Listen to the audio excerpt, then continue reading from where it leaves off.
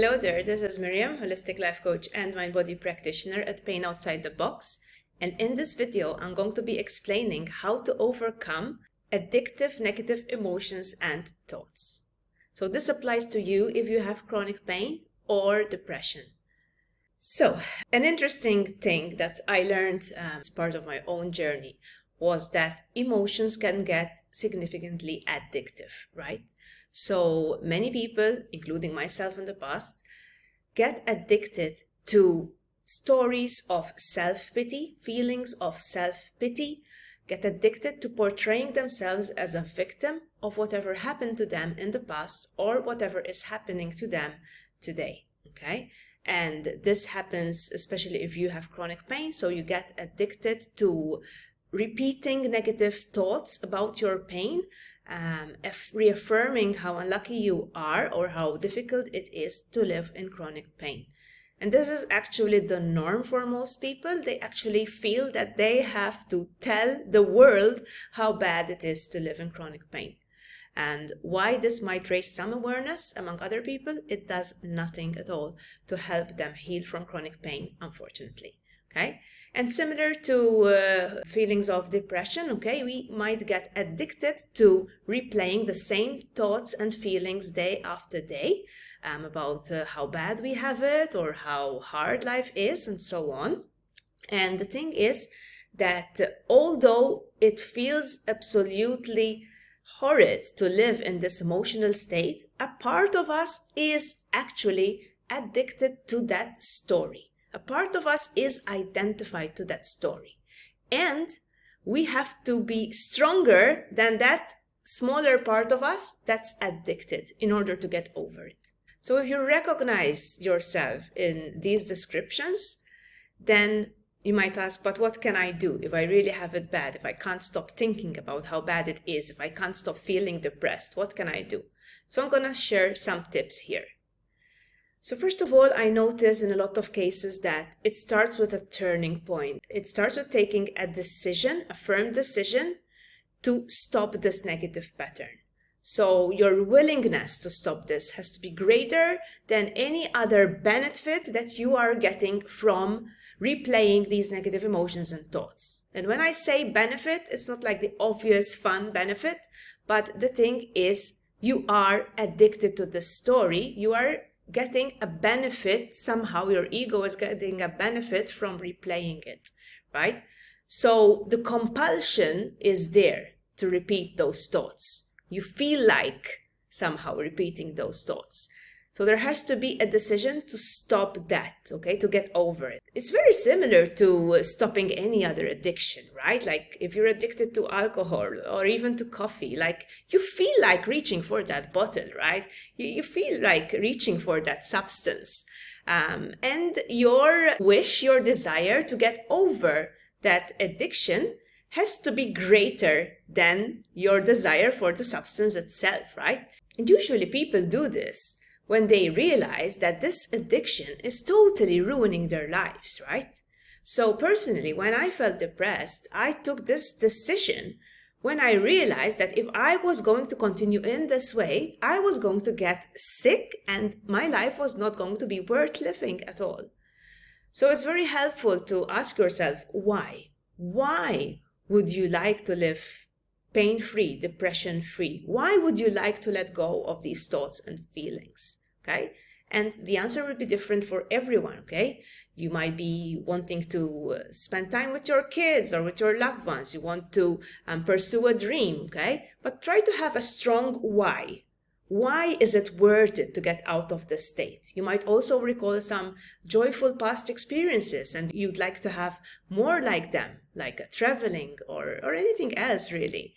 So, as I said again, I repeat, your why, your reason for getting out of this has to be stronger than that compulsion to reach for that emotional state, right? And again, it's not easy. So, step number 2 would be that you're going to start noticing these thoughts come up or these emotions unfold. And that is the moment when you're going to remember your new rule. So you're going to set this new rule not to go with these thoughts, not to go with these emotions. So when you notice them crop up, that's the moment to tell yourself, hey, I'm doing this again. Okay, so stop. Some people actually start with a period of silence. So they've been talking about their pain so much to others or to themselves, they realize it's not doing them any good, and they enter into a period of more silence. It's like they have accepted where they are right now and they're not talking about it. And even though that feels a little bit sad, it's actually better than indulging in these negative thoughts or feelings. So again, this is a thought redirection technique that I teach as well. And it's to recognize that you're having those thoughts and stop them from totally unfolding, okay? You can't totally stop them from coming, but you can stop yourself from indulging in them. And it will get easier and easier as you practice, right? The important thing is that you have made that firm decision that you are going to do this, that you're not going to go there anymore. Another tip that I suggest is to focus as much as possible on activities that you can enjoy in the present moment. Don't push yourself to pursue activities that at the moment you're not enjoying due to your symptoms, okay? It's pointless, like doing sport if it's so painful, okay? And maybe you have to start with just taking a leisurely walk, right?